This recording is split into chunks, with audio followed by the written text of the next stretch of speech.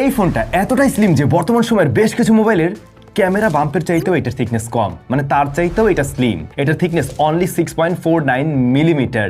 এই ফোনটাতে curved AMOLED panel রয়েছে, রিয়ার প্যানেলটাও কার্ভ। আপনি যখন ফোনটা হাতে নেবেন আপনার কাছে মনে হবে কোনো একটা পেপার পিসের মতো, কোনো মানে হার্ডবোর্ড টাইপের যে পিসগুলো হয়ে থাকে ওরকম কিছু ধরে আছেন। খুবই লাইট ওয়েটের ডিভাইস এবং এটা টেকনোর mobile, Tecno Spark 40 pro plus. Tecno Spark 40 series recently বাংলাদেশে লঞ্চ করছে ওরা এবং বেশ কিছু ডিভাইস নিয়ে আসছে। আর ওখানের এই সবচাইতে বড় ভাই হচ্ছেন ইনি, যেখানে কিনা ওরা মিডিয়াটেক হেলিও Z200 ব্যবহার করছে এবং এটা ওয়ার্ল্ডের প্রথম ডিভাইস যেটাতে এই প্রসেসর দিয়ে আসছে। এমনকি বলা হচ্ছে 4Gর মধ্যে সবচেয়ে শক্তিশালী চিপ এটাই। শুধু এটুকুই নয়, ডিসপ্লের ক্ষেত্রেও কিন্তু আমরা দারুণ কিছু দেখছি। একটা কার্ভড অ্যামোলেড প্যানেল রয়েছে 1.5K রেজলিউশনের এবং এটা 144 হার্টজ পর্যন্ত রিফ্রেশ রেটও দিতে পারে। সেই সাথে under display fingerprint scanner, 5200 mAh এর ব্যাটারি এবং 45 ওয়াটের চার্জিং সিস্টেমের বক্সে পেয়ে যাবেন। পাশাপাশি এই ডিভাইসটা ওয়্যারলেস চার্জিং সিস্টেমও সাপোর্ট নেয় 30 ওয়াট পর্যন্ত।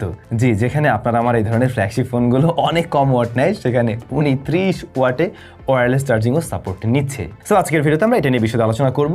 তবে এত স্পেক দেখে আগেই লাভ দিয়ে পড়েন না, আগে বিস্তারিত সবকিছু জানেন বুঝেন, তারপরে আপনার কেনা ডিসিশন মেক করেন। এমন অনেক বিষয় আছে যেগুলোর কারণে হয়তো আপনি নাও কিনতে পারেন। স্পার্ক 40 প্রো প্লাস বাংলাদেশ মার্কেটে একটি ভ্যারিয়েন্টে লঞ্চ করা হয় 8/256 GB এবং এর দাম রেখেছে 24,999 টাকা, বা বলতে পারেন 25,000 টাকা। 25,000 টাকার এই ডিভাইসটা সত্যি বেশ স্লিম।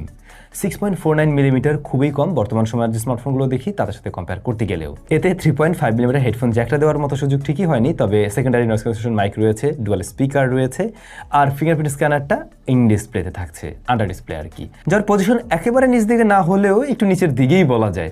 তবে এটা যথেষ্ট ফাস্ট অ্যান্ড একুরেট। ফোনটার ওজন মাত্র 160 গ্রাম। তো যেটা বলছিলাম, একটা পেপার পিসের মতো মনে হবে, যে কোনো একটা হার্ডবোর্ড জাতীয় কিছু জাস্ট ধরে আছেন, ওরকম একটা ফিল দেয় আর কি। IP64 এর রেটিং রয়েছে, স্প্ল্যাশ প্রুফ বলতে পারেন, তবে পানিটা নিতে চুবানো কিন্তু একদমই উচিত হবে না।